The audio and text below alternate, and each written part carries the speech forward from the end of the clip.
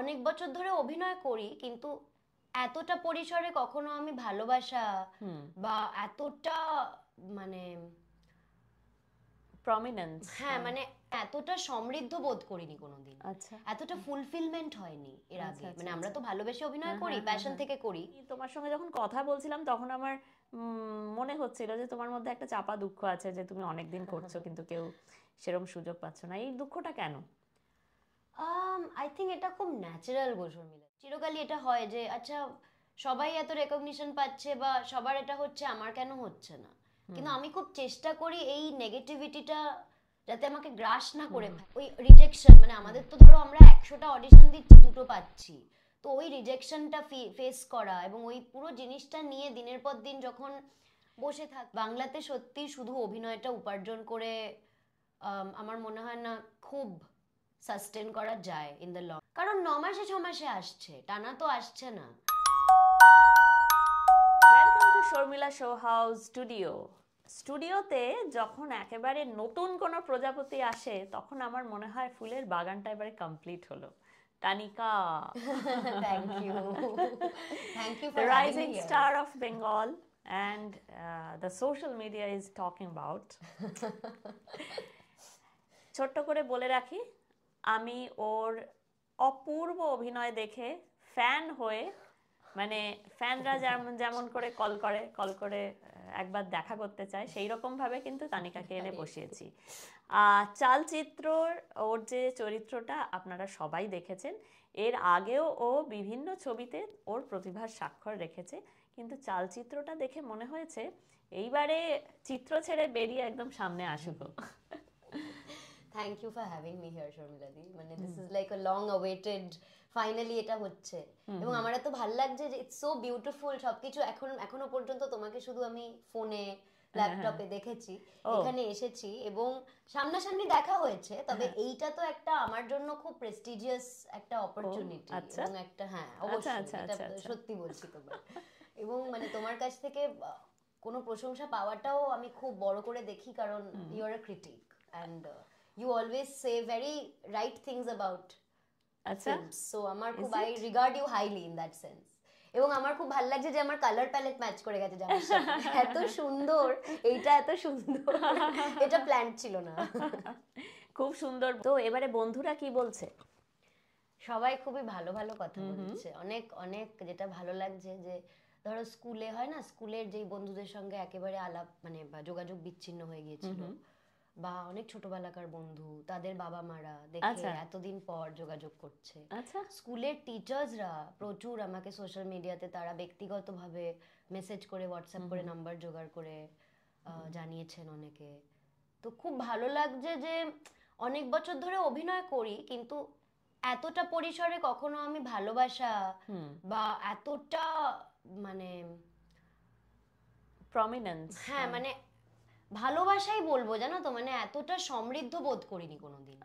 এতটা ফুলফিলমেন্ট হয়নি এর আগে। মানে আমরা তো ভালোবেসে অভিনয় করি, প্যাশন থেকে করি, ভালো লাগে।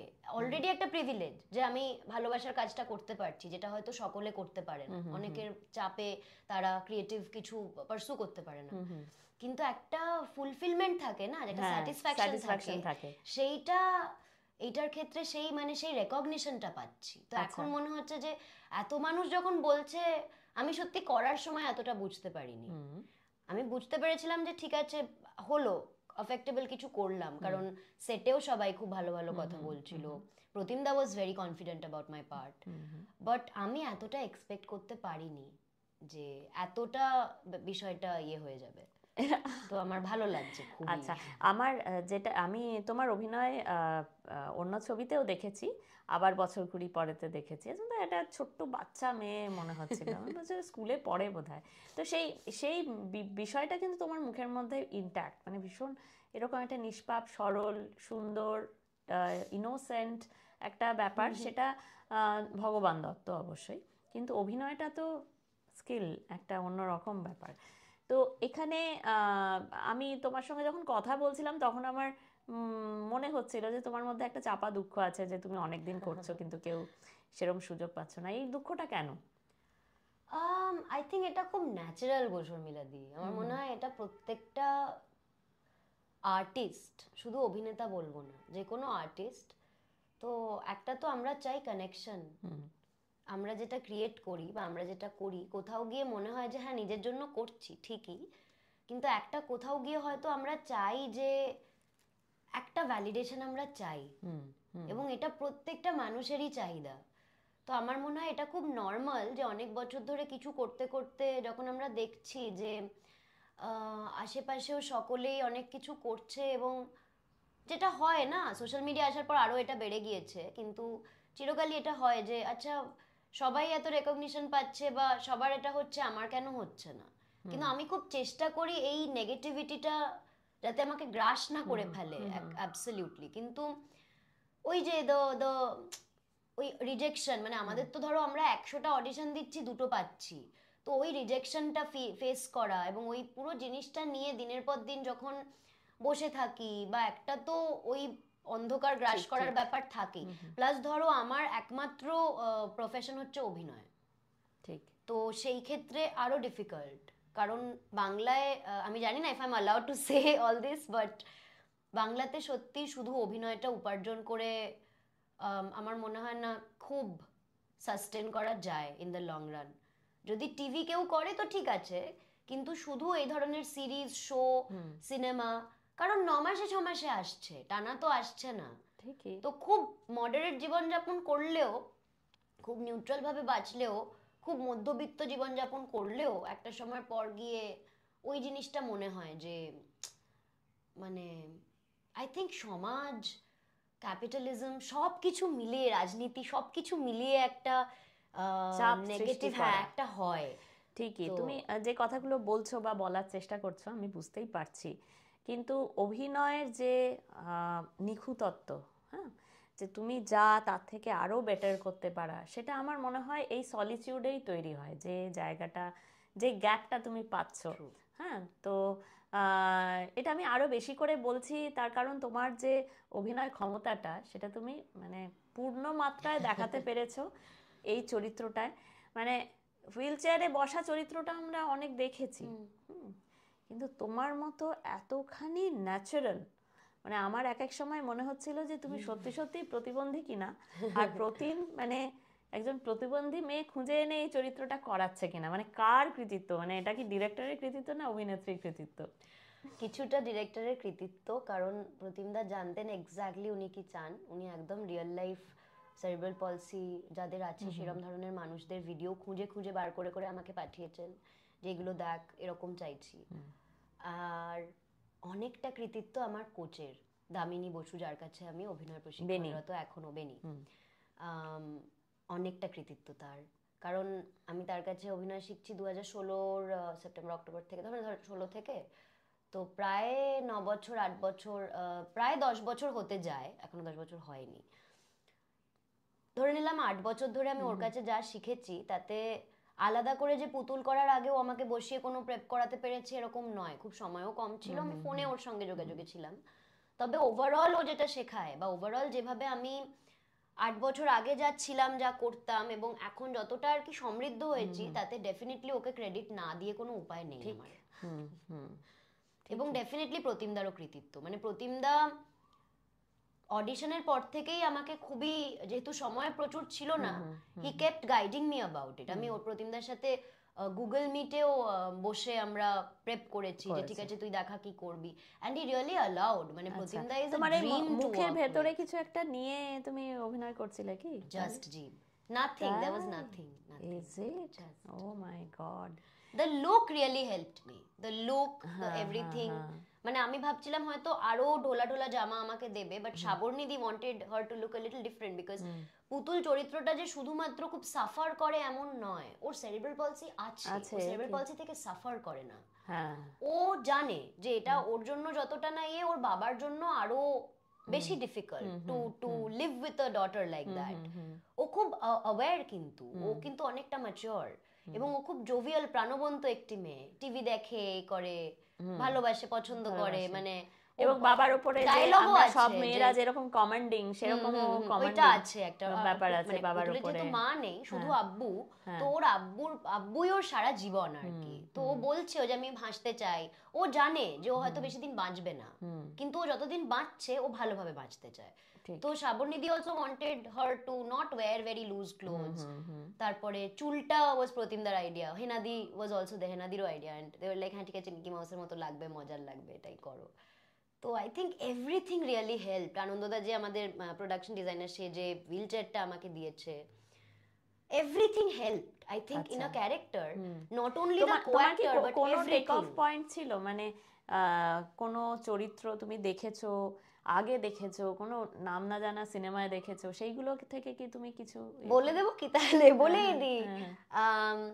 অবশ্যই ইন্ডিয়াতে যে ধরনের কাজ আমরা দেখেছি ইন্ডিয়ান অ্যাক্টরসদের করতে, কালকি কেকলের একটা কাজ দেখেছি আমরা, মার্গারিটা উইথ আ স্ট্র। অবশ্যই সোহিনীদির পারমিতার একদিনে যে পার্টটা, এগুলো আমাকে, আমি ছোটবেলা থেকে এগুলো দেখে খুব ইনফ্লুয়েন্স।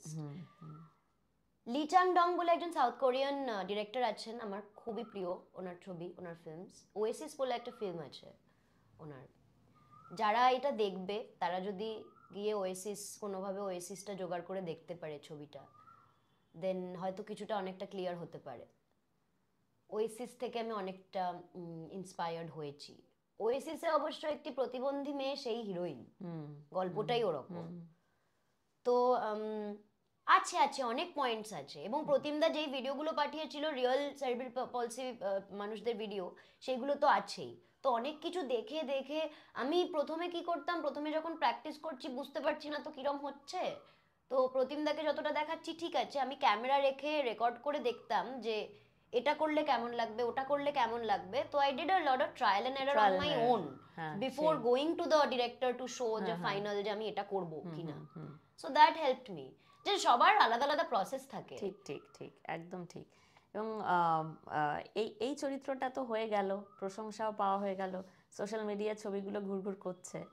তো তুমি নিজে এখন কি ভাবছো যে তুমি নিজে কি যেরকম আজকের দিনে হিরোইনরা রিলস বানায়, তারা সোশ্যাল মিডিয়ায় যথেষ্ট অ্যাক্টিভ, এবং সোশ্যাল মিডিয়ার ফলোয়ার দেখে চুজ করা হয়, কিছুটা হলেও ইয়ে করা হয়, এমনকি আরও কয়েক ধাপ এগিয়ে গিয়ে যারা অভিনেতা নয় অথচ সোশ্যাল মিডিয়ায় যাদের ফলোয়ার আছে তাদেরকে কাস্ট করা হয়, তোমার এইসব নিয়ে কি বক্তব্য? মানে একটা রচনা লিখতে দিলাম। হ্যাঁ মানে আমি তো একটা থিসিস পেপার লিখে দেবো এটা নিয়ে, কিন্তু মেন বক্তব্য হচ্ছে কি বলতো, এত কিছু ভাবলে না বুঝতে পারি যে আমরা হয়তো রাজনৈতিকভাবে সামাজিকভাবে যে জায়গায় আছি সেখানে দাঁড়িয়ে কমার্শিয়ালি এই জিনিসগুলো লোকে করছে কারণ তারা কমার্শিয়ালি রিস্ক নিতে পারছে না, নিতে চাইছে না। আমার কিছু বলার নেই। আমি জানি যে বহু জায়গায় ফলোয়ার দেখে যেখানে কাস্টিং করা হচ্ছে তারা অভিনেতা হয়তো চায় না, তারা হয়তো ফলোয়ারওয়ালা মানুষই চায়।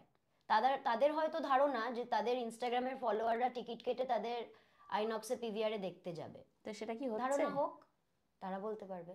আচ্ছা, মানে তোমার কাছে কি খবর আসছে? আমার তো মনে হয় না। আজকে যারা ফোনে সকাল থেকে রাত্রির অবধি ইনফ্লুয়েন্সারদের দেখে ভালো লাগছে বা ফলো করছে, তারা কি ইনফ্লুয়েন্সারদের কাজ সিনেমা হলে টিকিট কেটে দেখতে যাচ্ছে? আমি কিন্তু বলছি না যে ইনফ্লুয়েন্সাররা অভিনয় করবে না, সবাই সব করুক, যে যেটা পারবে করুক, যদি কনফিডেন্টলি করতে পারে ভালো লাগে কেন করবে না। কিন্তু এখন এক তো এটা একটা আনঅর্গানাইজ সেক্টর আমাদের এখানে, রিজনাল ইন্ডাস্ট্রি আমাদের বাংলাতে বটেই, তাতে অনেক রকম ঝামেলা আছে, অনেক রকম রাজনীতি হচ্ছে, লোকে ঠিক মতন কাজই করতে পারছে না। সেখানে কাস্টিং বলে কিছু আলাদা করে বাংলায় নেই। কাস্টিং ডিরেক্টর কটা আছে, একটা দুটো আছে নামে, তারা বম্বের অ্যাডে কাস্টিং করে বা বম্বের 4টে কাজে কাস্টিং করে। কলকাতায় কাস্টিং এর ওই বাজেটটাই নেই। এবং আমি কাউকে দোষ দেব না, কারণ সত্যিই তো বাজেট নেই। তারা কাস্টিং এর জন্য যে আলাদা করে একটা বাজেট রাখবে, তাকে 30-40 হাজার টাকা দিলেও তো সেটা কোথা থেকে তারা দেবে? তারা দিতেই পারছে না। তো দুটো ক্যারেক্টারও কাস্টিং করার মতো ক্ষমতা তাদের নেই, যে আমি একটা কাস্টিং ডিরেক্টরকে নিয়ে দুটো ক্যারেক্টারের জন্য 20টা অডিশন নিয়ে দুজনকে নেব, তাদের প্রয়োজন নেই সেটা। তারা এখনো অবধি ওই জায়গায় পড়ে আছে যেখানে তারা মনে করছে আমার কাছে 5টা মুখ আছে, 5টা মুখ মানি মেকিং, 5টা মুখ দেখেই লোকে আসবে। তো সেই 5 জনই, আমি কথার কথা বলছি, এরকম হয়তো 5 জন নেই, এরকম হয়তো 15 জন আছে, তারাই ঘুরিয়ে ফিরিয়ে সব রকম চরিত্র করছে। আচ্ছা, এবার অ্যাজ অ্যান অ্যাক্টর তারা যদি নিজেদের সমৃদ্ধ করতে পারে, তারা সারা জীবন কাজ করবে, এটাই তো কাম্য, ভালো।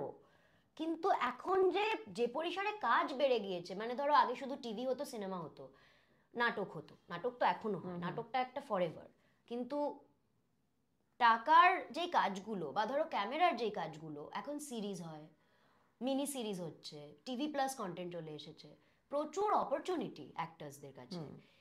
কিন্তু এবার সবাই যদি এই ধারণা পোষণ করে যে না আমি একজন অ্যাক্টরকে ইনস্টাগ্রাম দেখে নেব, বা তার মানে নাম্বারস হয়ে গেছে এখন, মানে সে বাণিজ্যিকভাবে কতটা মানে সাফল্য এনে দেবে সেটা তারা ভাবছেও না। তারা ধরেই নিচ্ছে যে তার 2 মিলিয়ন ফলোয়ার, তো হয়তো 2 মিলিয়নের থেকে 2 লাখ লোক দেখতে আসবে, 2 লাখ ইন্টু হোয়াট এভার টিকিটের দাম 200 যদি হয়, আমি এতটা টাকা ইনকাম করতে পারবো, ওই ওই হোপটা তাদের আছে, বা তারা হয়তো ওই রিস্কটা নিচ্ছে। এবার সত্যি কথা বলতে শর্মিলাদি, আমি আগে কখনো এটা ভাবিনি, যখন 10 বছর আগে অভিনয় করতে শুরু করেছি বা শিখতে শুরু করেছি, আমি না এটা ভাবিনি যে আমাকে অভিনয় শিখতে হবে, অভিনয় করার জন্য প্লাস আমাকে বাণিজ্য শিখতে হবে, আমাকে বিজনেস শিখতে হবে, আমাকে সোশ্যাল মিডিয়া হ্যান্ডলিং শিখতে হবে, এগুলো না বুঝিনি তখন। না সেটা তো 10 বছর আগে সেটা ছিলই বা কোথায়, ছিলও না। হ্যাঁ, কিন্তু 10 বছর তো একটা বড় সময়, তোমার তো ফিল্মোগ্রাফিতে আরো কিছু অ্যাড হওয়া উচিত ছিল। আমি তো অনেক কাজ করেছি, এবার আমার আমি নিজেকে কনসিডার করব খুবই লাকি যে চালচিত্রর পর অনেক মানুষ গিয়ে গিয়ে অন্য কাজগুলো দেখে আমাকে ফিডব্যাক দিচ্ছে যে তুমি এটাও করেছো, আমি তো তোমাকে এখানেও চিনতে পারিনি। তো আমার মনে হয় ওটা মানে আই লাভ ইট, আমার ওটা দারুণ লাগে যে লোকে আমায় চিনতে পারে না। আমার এটা দারুণ লাগে, মানে আমি চাই না যে আমাকে বিভিন্ন চরিত্রে দেখে তারা মনে করুক আমি তানিকা, তাহলে তো আমি ফেলিয়ার। আমাকে দেখে যেন মনে হয় আমি ওই চরিত্রটা, তানিকার কথা ভুলে যাক তারা। বাহ, আমার দরকার নেই তানিকা। এটা তো এই যুগে দাঁড়িয়ে এটা তো একটা নতুন ইনসাইট। এটাই চাই, কিন্তু সবাই না, আমি তো দেখেছি যে অনেকেই চান যে আমি অভিনয় করে বেশ বড় একটা ফ্ল্যাট কিনবো, আমি আমার গাড়ি থাকবে, আমার হেয়ার ড্রেসার, মেকআপ আর্টিস্ট, আমার সোশ্যাল মিডিয়া ম্যানেজার, আমার বডিগার্ডস আছে তোমার? হ্যাঁ, মানে সবকিছুই আছে, এগুলো কিচ্ছু নেই, I can't afford it, I am a poor actor, struggling actor. আর আমি চিরকালই এইটাও বলে এসেছি যে যে ধরনের ছোট রোল, আমাকে অনেক কিছু ফেস করতে হয়েছে, ইন দ্য সেন্স আমি যেহেতু হিরোইন হিসেবে কখনো ওইভাবে লঞ্চড হইনি, বা হিরোইন তো বলতে পারো না তুমি আমাকে বলবে আই এম অ্যান অ্যাক্টর। না, আমি তো বলবো আমার হিরোইন তুমি। কিন্তু আমি যে ধরনের রোল পেয়ে এসেছি এ যাবৎকাল, আমার এটাও ভীষণভাবে, আমার অনেক রকম এক্সপিরিয়েন্স হয়েছে। আমার সিন বাদ চলে গেছে, পরে আমাকে বলা হয়েছে যে কিছু করার নেই রে, মানে 2 ঘন্টার মধ্যেই রাখতে হতো, সিনটা বাদ হয়ে গেছে। আমাকে বলা হয়েছে অনেক বড় রোল, গিয়ে দেখছি যে 2টো সিন আছে। তো এরকম হচ্ছে, আমাদের সাথে হয়, এটা শুধু আমার সাথে না, এরকম প্রচুর অভিনেতাদের সঙ্গে হয়, আকছার হচ্ছে। আচ্ছা আচ্ছা, তোমার কোনো এইরকম কোনো সেটে গিয়ে তোমার মনে হয়েছে যে যিনি হয়তো হিরোইনের রোলটা করছেন বা বারবার কোনো ছবির হিরোইন হয়ে যাচ্ছে, সেটা অন্য কোনো সমীকরণ আছে? জটিল প্রশ্ন করলে। আমি এগুলো নিয়ে ভাবি না, জানো তো। আমি যখন কোনো সেটে তো ভাবিই না, সেটটা এইসব ভাবার জায়গা নয়। আমার মনে হয় যে যতক্ষণ সেটে আছি, একেই বাংলাতে যেভাবে কাজ হয়, কেউ অফেন্স নিও না যেটা আমি বলছি, কথাটা হয়তো খুবই প্রবলেম্যাটিক। বাংলাতে যেভাবে কাজ হয়, সবাই খুব কষ্ট করে কাজ করে এবং খুব ধরতক্তা মার পেরেকের মতন কাজ করে, খুব তাড়াহুড়ো করে কাজ হয়, তো এত সময় থাকে না। এমনিতেই মাথা গরম করার জন্য 50টা রিজন থাকে। ঠিক টাইমে খাবার পাই না, ঠিক জায়গায় হয়তো ওই বাজেটটা নেই, হয়তো সবাইকে ভ্যান দেওয়া যাচ্ছে না, বাথরুম ক্লিন নেই, হয়তো প্রচুর মশা, মানে আমি খুব বেসিক জিনিস বলছি যেগুলো খুব বেয়ার মিনিমাম, হয়তো ঠিক টাইমে জল আসছে না, হয়তো বসিয়ে রেখে দিয়েছে, জানেই না এডিটিং ক্লিয়ার নয়, যে এই অ্যাক্টরকে আমার বিকেল 4টেই লাগবে, সকালবেলা এনে বসিয়ে রাখলো। আমি কোনো বাজে সেন্সে বলছি না, আমি বলছি এত কিছু এমনিতেই হয় আমাদের মাথা খারাপ হওয়ার জন্য, আমরা তো অভিনয়টা করব, আমাদের মাথাটা ঠিক রাখতে হবে। তো তখন যদি আমি এইটা ভাবি ও কেন করছে, আমি করতে পারবো না। হয়নি এমন না, সত্যি কথা বলবো শর্মিলা দি, আই স্টার্টেড আউট, অনেক কিছু হয়েছে, অনেক রকম এক্সপিরিয়েন্স। ইনফ্যাক্ট এরমও হয়েছে যে আমি একটা ছবিতে গিয়ে খুব অড ভাবে ডিরেক্টর এমন কথা বলেছে, আমি ছবিটা থেকে পালিয়ে বেরিয়ে গেছি, আমি আর যাইনি শুটিং এ। তো আমাকে ফোন করে করে পাগল করে দিয়েছে, আমি আর যাইনি। আমি বলেছি আমি আপনাদের মতো লোকদের সঙ্গে কাজ করতে পারবো না।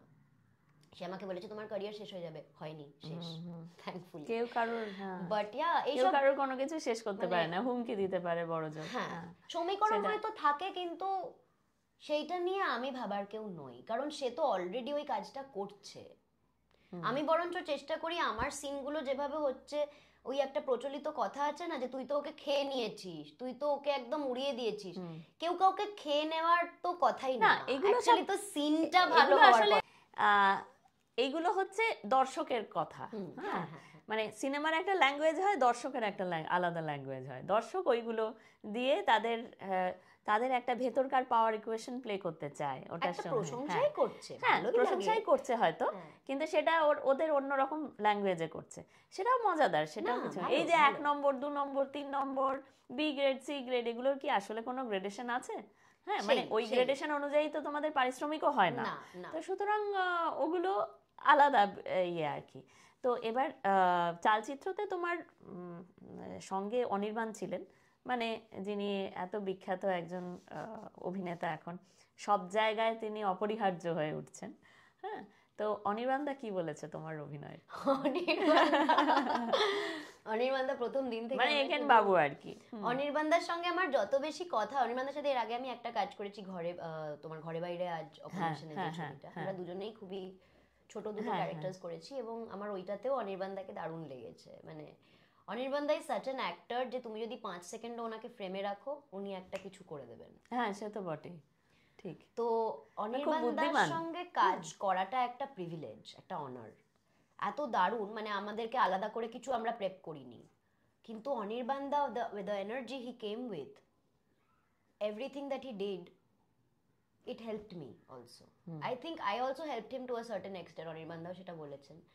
এবং অনির্বাণদা এত মানে বড় একজন অভিনেতা হওয়া সত্ত্বেও, একদিন মনে আছে অনির্বাণদা ভীষণ কষ্ট করে সারা রাত জেগে, ওদের খুব হেক্টিক সেদিনকে শিডিউল ছিল, শুটিং করছে, একটু ভ্যানে গেছে শুতে, আবার একটু আসছে, চা খাচ্ছে, বারবার জেগে থাকার চেষ্টা করছে। আমি অনির্বাণদাকে বলেছি যে আমার একটা ফোন কাট আছে, তুমি আমার সামনে যদি না বসো বা ডায়লগগুলো যদি তুমি না বলো, আমাদের টাইমিংটা এডিটে ম্যাচ করবে না।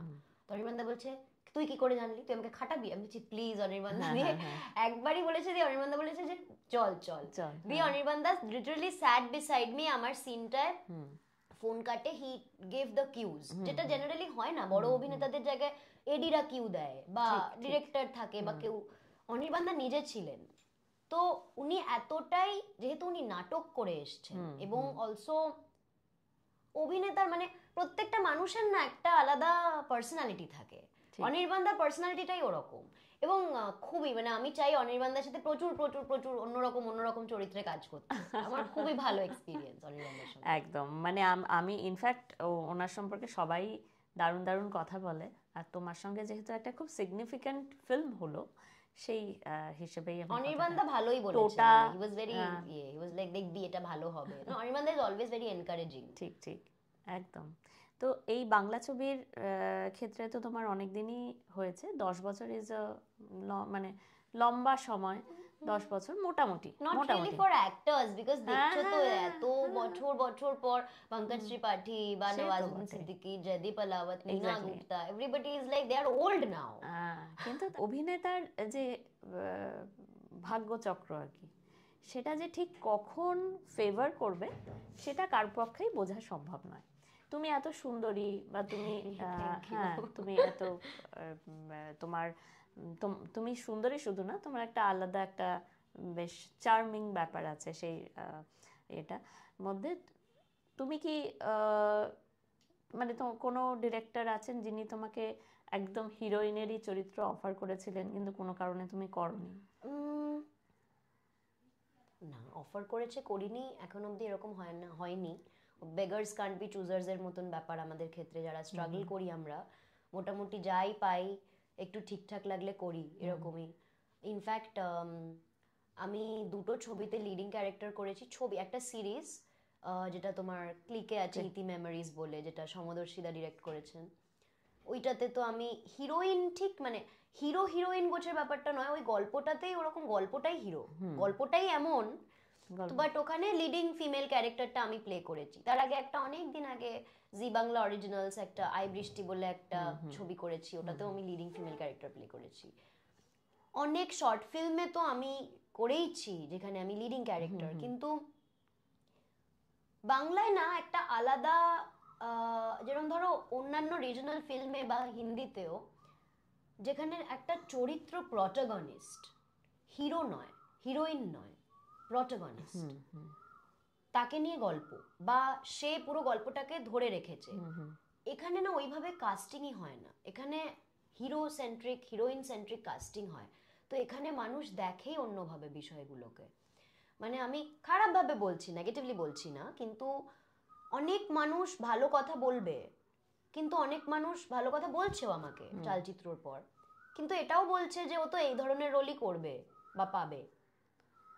আমি জানি না তারা কি, তাদের মানে কি, বা তারা বলতে কি চাইছে। প্রশংসাটা করতে চাইছে না তোমার, সেটাও হতে পারে। প্রশংসা তো প্রচুর লোক করছে, ইন্ডাস্ট্রি থেকেও প্রচুর মানুষ, মানে তারা হয়তো পাবলিকলি লেখেনি, হয়তো সে লিখতে চায় না পাবলিকলি, বাট প্রাইভেটলি আমাকে জানিয়েছে।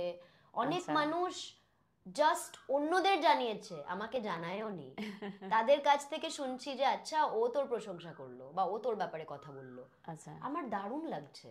কিন্তু বিষয়টা হচ্ছে তারা যে আমাকে আগামী দিনে কাস্ট করবে, বা তারা যে আমায় নিয়ে গল্প লিখবে, বা তারা যে আমাকে নিয়ে গল্প লেখার দরকার নেই। একটা গল্প যেটা লুক এন্ড ফিল, চরিত্র, বয়স সবকিছু তার মনে হলো আমি করতে পারি, অডিশন নেবে বা ভাববে আমার কথা একবার, এই গ্যারেন্টি কিন্তু নেই। আচ্ছা, এইটা কিন্তু আমিও ভাবতে পারবো না যে আচ্ছা আমি এটা করলাম তাহলে এবার লোকে ডাকবে। আচ্ছা আচ্ছা, কারণ কি সেটা হয় না। আচ্ছা, সেটা হয়তো হয় না সব দিক থেকে। তুমি তো বম্বেতেও চেষ্টা করছো এবং একটা কাজ আমি শুনেছি যে অনেক দূর এগিয়ে গিয়েও সেটা হয়নি। সেটা গত বছর একটা অডিশন করেছিলাম আমি অনুরাগ কাশ্যপের একটা ফিল্মে, 2-3 রাউন্ড অডিশন করে, ওটা হয়নি, ডিডন্ট ওয়ার্ক আউট। বাট বম্বেতে এটাই মজা, মানে 10,000 auditions, nothing work out, but they are all great experiences. আমি যখন কালা করেছি, আমি কালার আগেও কিন্তু অনেকগুলো রাউন্ড অডিশন দিয়ে তারপরে কালা করেছি, এবং আমি ভেবেও ছিলাম যে কালার পর হয়তো আমি অনেক কাজ পাবো। But life is different than what we imagine.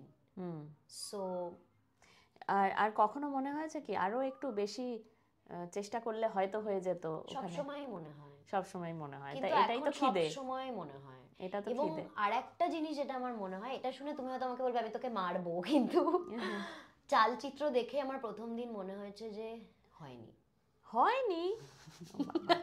ভালো এই কথাটা, এটা ভালো, মানে আমি প্রিমিয়ারের দিন বসে আমার আশেপাশেই খুব চেনা মানুষরা বসেছিল, আমার সামনে অনির্বাণদা বসেছিল, আমি অনির্বাণদাকে বলছি তুমি কি ভালো, অনির্বাণদা বলছে তুই কি ভালো কাঁদছে, আমি বলছি কি বলছো, চোখটা হয়নি, হয়নি, আমি এটা করছি না না, তোমার পুরোটাই হয়েছে।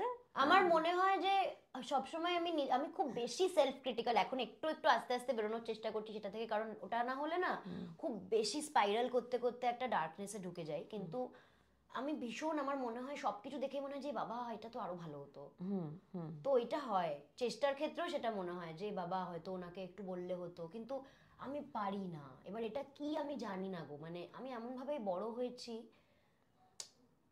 আমি জানি না কিভাবে আমি কি বলবো যে তুমি একটা গল্প লেখো আমাকে নিয়ে, বা তুমি এই পরবর্তী কাজটায় আমাকে ডাকো, বা অডিশন হলে আমাকে জানাও। বলেছি অনেকজনকে, বলিও, কিন্তু ওই যে কাজ চাওয়ার ব্যাপারটা, বা পিআর করা, গিয়ে কফি খাওয়া, বসে থাকা, মানে খুব যে ন্যাচারালি আমার এগুলো আসে এরম না। আমি বলছি না যে এগুলো করা খারাপ, না না, কিন্তু এটা খুব ন্যাচারালি আমার আসে না। ঠিক ঠিক, না সেটা হতেই পারে, এক একজনের এক একটা ক্যারেক্টারিস্টিক থাকে, তাদের চারিত্রিক বৈশিষ্ট্য থাকে, সেটা বাইরে গিয়ে তো কোনো কিছু সম্ভব নয়। মাঝে মাঝে মনে হয় জীবনটা তো আর অ্যাক্টিং নয়, কাজ পেলাম না, হয়তো পেয়ে গেল, এরকম মনে হয়, কিন্তু না যেটা এক এক সময় দেখা যায় এক একজন অভিনেত্রী অনেকবার রিপিটেড হচ্ছেন কিছু কিছু কাজে, তো সেটাকে তুমি কিভাবে দেখো যে এখানকার প্রযোজক পরিচালকরা একটা কমফোর্ট জোন মেনটেন করতে বেশি ভালোবাসে, নাকি তারা নতুনদের কাজ দিতে ভয় পায় যে কাজটা ভালো হবে কি হবে না, এই আশঙ্কা করে? দুটোই। আর তোমার তো বাণিজ্যিক ভাবে ভয় পায় যে নতুন একজনকে নেব, হয়তো খুব ভালো করলেও লোকে দেখতেই আসবে না, হয়তো কোনো হলই লোকই আসবে না, হয়তো হলই ভরবে না। সেদিক থেকে ওটিটিতে অনেক নতুনদের বেশি দেখা যায়। অনেক ডিরেক্টররা, অনেক প্রডিউসাররা খুবই তোমার প্রমিসিং মানুষদের কাজ দেয়, বা তারা নিজেরাও খুব অন্যভাবে দেখে ছবিটাকে, তারা কাজ দেয়। কিন্তু এমন কিন্তু নয় যে সবাই একই মানুষদের রিপিট করছে। যারা রিপিট করে তারা এক তো কমফর্ট জোন, দুই তাদের নিজেদের কোনো স্বার্থ থাকতে পারে যে না আমি এর সঙ্গে কাজ করলে আমার এতটা টাকা হবে, বা সেভ হবে, বা কিছু একটা আমার হবে। তো টু ইচ ইজ ওন, কি আর বলবো। অ্যাকচুয়ালি আমি যেটা দেখেছি যে আমিও আমার জার্নালিস্টিক ক্যারিয়ারে অনেকের এরকম দেখেছি যে যারা হয়তো প্রথম দিকে প্রায় কোনো সুযোগই পায়নি করতে করতে হঠাৎই একদিন জ্বলে উঠেছে ফিনিক্স পাখির মতো। আবার এরকমও আছে যারা প্রথম দিকে প্রচুর সুযোগ পেয়েছে, হ্যাঁ, অভাবনীয় সুযোগ পেয়েছে, কিন্তু সেটাকে রিটেন করতে পারেনি। তুমি যে অভিনয়টা এটা এখানে করলে, এটা আমার মানে একদমই পার্সোনাল বক্তব্য, হয়তো এর আগে তুমি যদি 17-18টা ছবিতেও চান্স পেতে, it doesn't matter at all, তোমার এইখানে যে অভিনয়টা লোকে দেখতে পেল সেটাই। বরং 17-18টা অন্য সব ছবি না করে তুমি সেই সময়টা অনুশীলনে কাজে লাগিয়েছো, এইটা একটা বড় ব্যাপারই। তো তোমার কোচ কি বলছেন? কোচ এখনো পর্যন্ত আমাকে চালচিত্র দেখে ক্রিটিক্যাল ফিডব্যাক দেয়নি। কোচ আমাকে মানে তোমার তোমার শিক্ষাগুরুকে? আমার শিক্ষাগুরু বেনি দামিনী বসু, যার কথা বললাম যে তার মানে অনস্বীকার্য তার অবদান। এবং তার আগে আমার আর একজন অভিনয় শিক্ষাগুরু বিশ্বরূপ বিশ্বাস বলে, যার কাছে আমি প্রথম শুরু করি।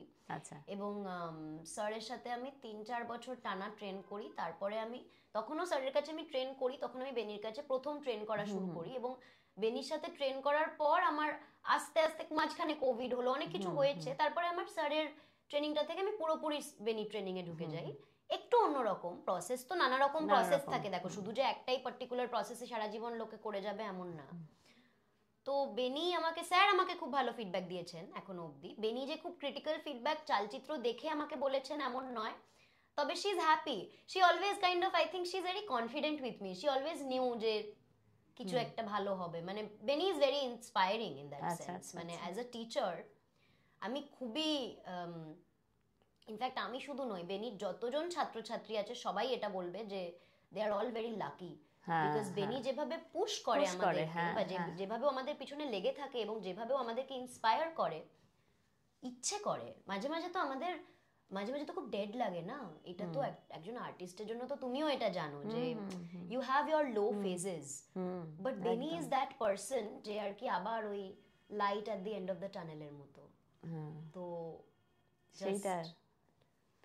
সেটা তোমাদের কাছে বিরাট ইন্সপিরেশন। সেটা একদম। তো এবার বোম্বেতে অডিশন দিচ্ছ, কি খবর? কোথায় দেখা যাবে? কার বিপরীতে দেখা যাবে? জানি শাহরুখ খান? জানি না। আরে মাশাআল্লাহ, তোমাকে আমি কি খাওয়াবো বলো, ম্যানিফেস্ট করতে থাকো। হ্যাঁ, অন ক্যামেরা বলছি না, বলে দেবো। এখানে আমার শাহরুখ খানের সঙ্গে দেখছি তো সেটা, এখানে এই ওয়ালটা একদম ওয়াল অফ ফেম, এইটা আমি জানি না কিছুই। আমি একটা ইন্ডিপেন্ডেন্ট কাজের জন্য অডিশন দিতে যাচ্ছি বোম্বেতে। দেখো প্রচুর অডিশন আমরা দিই, এখানেও আমরা প্রচুর সেলফ টেপ ক্যামেরা সামনে রেখে নিজে প্রচুর অ্যাড, প্রচুর টুকটাক অডিশন দিতেই থাকি। তো কি হবে না এটা নিয়ে সত্যিই বোম্বের অভিনেতারা এখন আর ভাবে না। আমি তো ভাবিই না। আমার মনে হয় আমার একটা, ইনফ্যাক্ট চালচিত্রতেও আমি এটাই ভেবেছিলাম। আমি তোমাকে এই গল্পটা বলছি, বোম্বেতে যেভাবে আমরা ধরো মানে যে কোনো অডিশনের ক্ষেত্রে আমি ভাবি যে this is my opportunity, this can be the only opportunity যে আমি একটা চরিত্র করতে পারবো। তো আমি যদি একটা অডিশনে একটা সিন করার অপরচুনিটি পাই, আমি এনজয় করবো না চরিত্রটা করে, মজা করে করবো। বাট যদি হবে, না হলে না হবে, বাট একবার তো অপরচুনিটিটা পাচ্ছি। তো ওইভাবেই বোম্বেতে অডিশনগুলো করি। চালচিত্রও তাই। চালচিত্র যখন আমি পেয়েছি, আমি চরিত্রটা দেখে ভাবছি যে ওকে, তাহলে ফাইনালি একবারই পাবো, কারণ এটা তো কোনো হিরোইন করবে, কারণ এতগুলো কাস্ট, সবাই খুব বড় বড় তাবড়, তো আমি তো পাবো না। আমি এটা ভেবেই নিয়েছি যে ঠিক আছে, পাবো না, একবার অডিশন দেব। তোমার আমার খুবই জানার ইচ্ছে যে এই যে ধরো ভালো অভিনেতা, অত্যন্ত ভালো অভিনেত্রী বা অত্যন্ত গুণী অভিনেত্রী, তারা কোনো একটা জায়গায় গেছে, কিন্তু সবচেয়ে বেশি স্পটলাইট পড়ছে বা সবচেয়ে বেশি দর্শক ফ্যান ভিড় করে আসছে নায়িকার দিকে, যে হয়তো বা, আমি কোনো স্পেসিফিক কিছু বলছি না, কিন্তু যে হয়তো বা অতখানি গুণী নয়, হ্যাঁ, যে হয়তো সেই এই বিষয়গুলো, এই যে এই অসম বন্টন, এটা কি তোমরা মেনে নাও? মানে এটা মেনে নিতে কষ্ট হয় নাকি এটাই নিয়ম? এটা তো সমাজ, এটা তো শুধু আমাদের এন্টারটেনমেন্ট ইন্ডাস্ট্রি নয়, এটা তো সব জায়গায়। মানে তুমি যদি এখন, না আমার মনে হয় এন্টারটেনমেন্ট বলা ভুল, আমি ফিল্ম ইন্ডাস্ট্রিতে এটা খুবই প্রকট, প্রবলভাবে প্রকট। আমি বলছি যে এটা হচ্ছে হিউম্যান সাইকোলজি।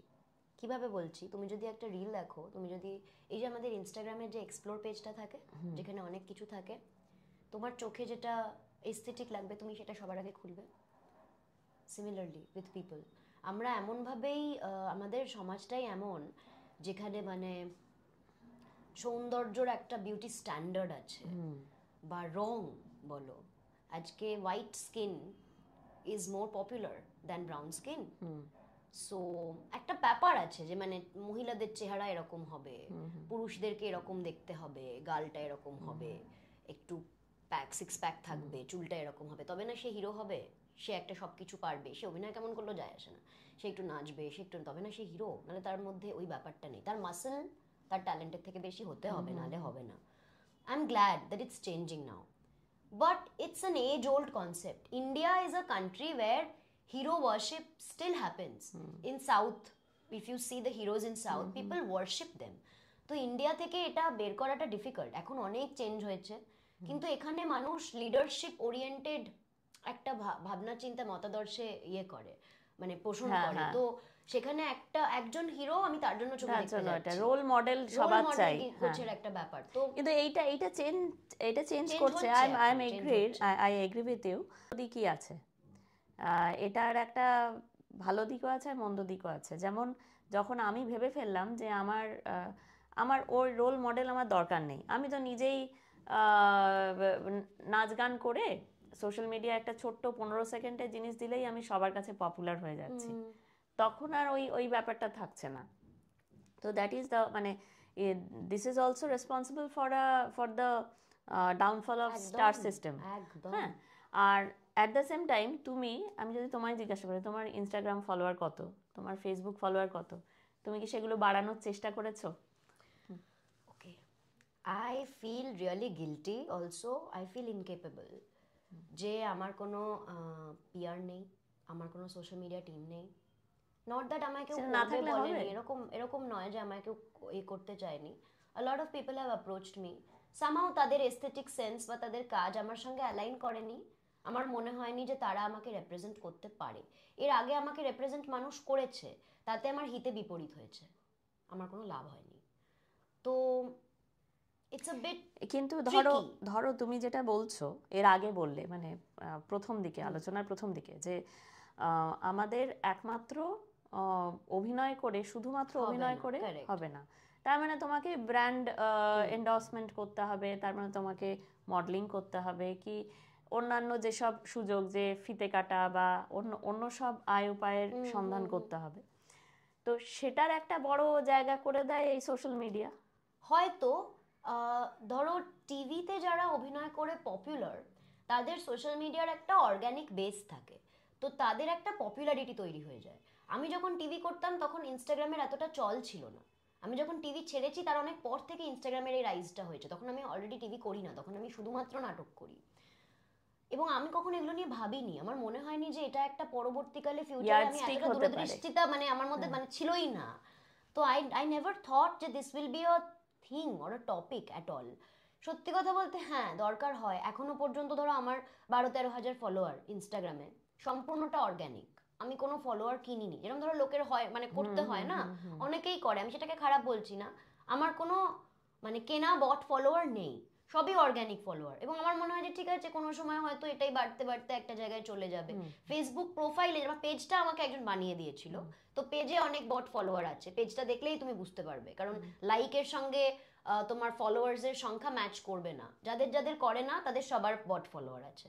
আচ্ছা আচ্ছা, 1000 লাইক কিন্তু ফলোয়ারে 2 মিলিয়ন, ব্যাপার আছে সেখানে। আমি বলছি না সেটা খারাপ, সেটাই লোকে করে। বাট আমার ক্ষেত্রে সেটা আমি প্রোফাইল, আমার ইনস্টাগ্রাম প্রোফাইলেও করিনি, ফেসবুক প্রোফাইলেও করিনি। ফেসবুক পেজে আছে একটু, সেটা অন্য কেউ বানিয়ে দিয়েছে বলে। I am not very technically savvy, I don't enjoy this. মানে if I'm sitting in front of my laptop, I'll rather write something or watch a film. I don't like it only যে আমি বসে বসে এগুলো করব, but I understand যে I don't like it বললে হবে না। শিখছি, সবে শুরু করেছি, বুঝলে তো, মানে maybe I am a little late in this, maybe I will catch না আপ কিন্তু ইভেন্চুয়ালি। তুমি এইটা কেন এখন এখন কেন বলছো শিখছি, এখন কেন বলছো না যে আমার ওটা প্রয়োজনই নেই? আমি কেন আমার আমি একজন আর্টিস্ট, আমি একজন অভিনয় জীবী, সুতরাং আমার অভিনয়টাই আমার মেইন ফোকাস হওয়া উচিত, ওইগুলো আমার দরকার নেই। এইটা আমি বলছি না, কারণ আমি এতটা রিজিড ভাবে কোনো কিছুই দেখা পছন্দ করি না এখন আর, মানে ঠেকে শিখেছি যে এতটা রিজিড কোনো কিছু নিয়ে থাকলে অ্যাকচুয়ালি আলটিমেট প্রবলেমটা আমার হবে। The world doesn't care. Nobody is coming to save me out of something. So I have to do everything on my own. এবার যদি মানে দেখছি তো যে ভালো ভালো চরিত্রগুলো এমন মানুষরা করছে যারা ধরো তারা খারাপ নয়, তারা চেষ্টা করছে, তারা খুবই ভালো, হয়তো তারা খুবই ডিসেন্ট অভিনয় করছে। আমি এটাও বলছি না যে তার জায়গায় আমি হতে পারতাম, কিন্তু আমি বলছি আজকে সে হয়তো 3 রাউন্ড পরে গিয়ে সেখানে ফাইনাল সিলেকশনটা হচ্ছে, তার অনেক ফলোয়ার আছে, সেটা তাকে অ্যাড করছে সিলেকশনে। সেখানে আমার ক্ষেত্রে আমি যতই ভালো করছি, ওই সাবস্ক্রাইবার জন্য, মানে ওই ফলোয়ারের জন্য ব্যাপারটা হয়ে যাচ্ছে, you know. So I don't like it, এবং আমার মনে হয় যে সবটাই ট্রাই করা উচিত। এবার আমি ধরো খুব সিলেক্টিভ জায়গায় জাজিং করেছি, বা আমাকে যে কেউ ডাকে না কোনো কিছু ইনগরেট করতে, এরম না, খুবই কম।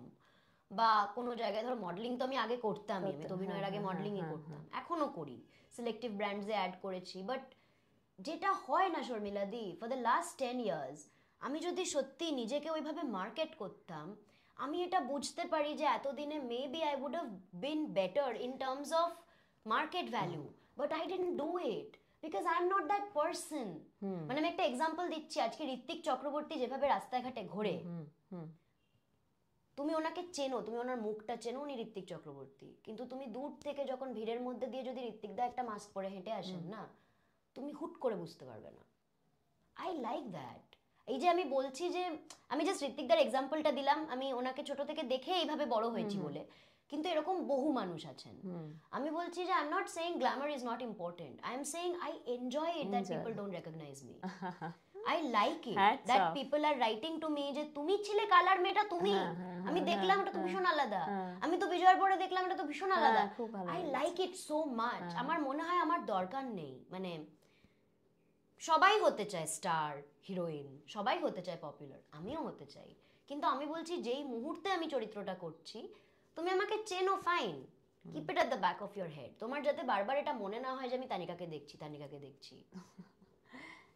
তো দ্যাটস হোয়াট আর কি। Thank you so much. আমি জানি না যে ইনফ্যাক্ট ও আমাকে অনেকটা সমৃদ্ধ করলো, আমি ওর কাছ থেকে আমি অনেক কিছু, মানে সত্যি কথাই, আমি অনেক রকম কিছু আমি নিয়ে যাচ্ছি। এই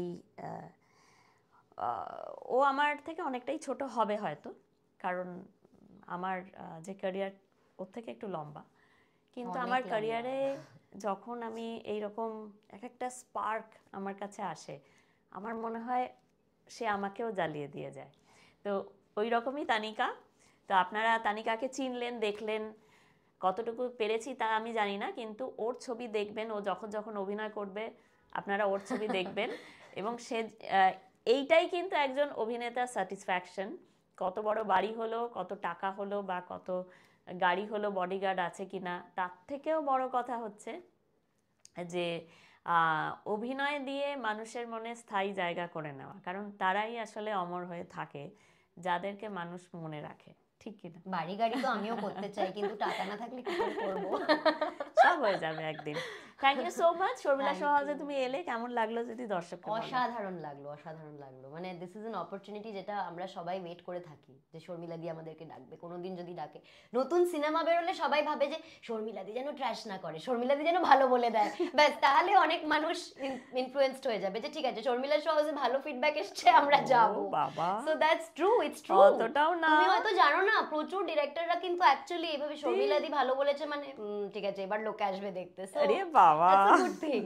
Oh, that's a news for me. It's true. আমার খুব ভালো লাগে। Thank you so much for having me. অ্যাচিভমেন্টসই একটু একটু করে তোমাকে অন্য জায়গায় পৌঁছে দেবে, তুমি হয়তো নিজেও জানো না কোথায় তুমি পৌঁছে যাবে, ঠিক কি না? জানি না, দেখা যাক। Thank you. Thank you.